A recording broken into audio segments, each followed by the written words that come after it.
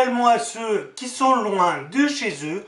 Aujourd'hui, je vais vous parler des pires phrases à dire à une personne en situation de handicap. Des phrases que j'ai entendues et donc nous allons commencer tout de suite. Il m'arriverait la même chose que toi, je me suiciderais. Ok, donc, madame, monsieur, vous qui m'avez dit cela, ou qui pensez cela, alors il y a soit ma vie pour vous, elle vaut pas la peine d'être vécue, et à ce compte-là, pour moi, vous méritez pas non plus de faire partie de mon cercle familial ou amical, et je pense que c'est une connerie de dire cela à quelqu'un. Ça veut dire quoi? Ma vie, elle est trop triste. Ma vie, elle est super, je m'amuse. Je, je suis handicapé, oui, je suis malade, oui, mais ça ne m'empêche pas de vivre. Bon, deuxième phrase. C'est pas trop dur pour rencontrer des gens? Ah non, c'est pas trop dur, non, non. On est entre nous, on a entre personnes handicapées. Les non-voyants vont avec les non-voyants, les paraplégiques avec les paraplégiques, les tétraplégiques. Arrêtez avec des phrases aussi cons. Moi, les gens, je rencontre tout le temps, dès que je sors, j'en rencontre. Question con, réponse con. Troisième question. Je ne pourrais pas vivre avec une personne handicapée.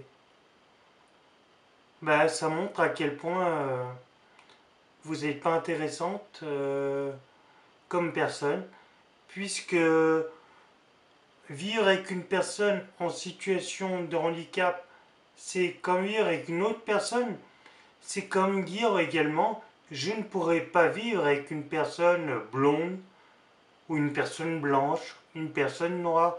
C'est quoi ce communautarisme, cette volonté de mettre les gens dans des cases et puis toucher? L'ouverture d'esprit, non? Ah, c'est sûr que nous, on brûle pas des voitures. Désolé, pour nous faire connaître. Encore une autre question. Et pour le sexe, comment tu fais? Ben, je sais pas, j'attends qu'il arrive. Ben non, je fais comme tout le monde. Euh, les personnes en situation de handicap, elles font comme tout le monde. Vous avez du mal à avoir une érection? Il y a des comprimés érectiles. Ça existe bien pour les personnes qui sont entre guillemets valides. Des personnes âgées ou pas âgées ont besoin de comprimés pour les aider. Après, on a besoin des fois d'une assistance pour faire ci ou ça, pour tel ou tel acte, sexuel ou non. Donc, rien ne nous empêche d'avoir une sexualité et même d'être parents. Je vous en parlerai dans une prochaine vidéo. Encore une phrase qu'on m'a dite. Tu es courageux. Non, c'est pas être courageux. C'est que je n'ai pas le choix. Je vis ma vie. Alors, vous avez deux solutions dans la vie. C'est soit utiliser un cercle vertueux et vous dire, il y a pire, je peux continuer à vivre et mieux vivre. Et puis il y a le cercle vicieux, ma vie elle est triste, je peux plus vivre.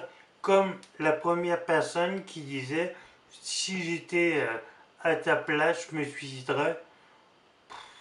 Ben tiens, voilà une corne, voilà tout ce qu'il faut. Pends-toi et arrête de nous faire suer. Une phrase de tu as de la chance de pouvoir passer devant tout le monde dans les files d'attente. En effet, c'est une chance. Ah oui, tout le monde apprécie être le cul vissé à une chaise roulante, euh, ou perdre la vue, ou... Mais c'est quoi cette phrase de merde? cette phrase de beauf. Madame, monsieur, personne souhaite être en situation de handicap. Ceci a été fait. Pourquoi on fait passer les gens en priorité? Parce que être enfermé dans un lieu avec des personnes, eh ben, ça peut être difficile. Il y a des personnes qui ne peuvent pas rester debout longtemps. C'est pour ça qu'elles passent devant.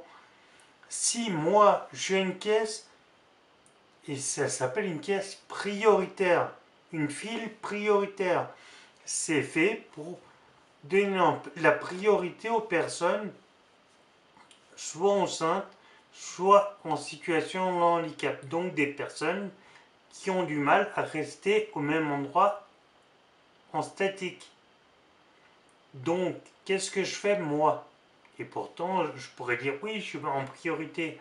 Si je vois une femme enceinte, elle passe devant.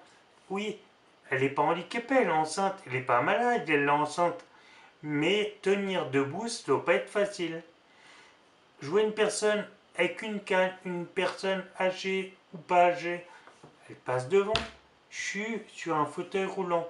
Par contre, qu'est-ce que ça peut m'agacer de voir des gens faire semblant de ne pas me voir moi ou une autre personne en situation de handicap dans la file qui nous est attribuée. Pourquoi également ces caisses ou ces fils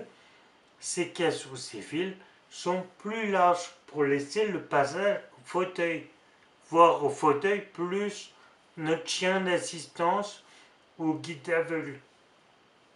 Et de voir ces personnes squatter entre guillemets notre place réservée, ça me gonfle au plus haut point.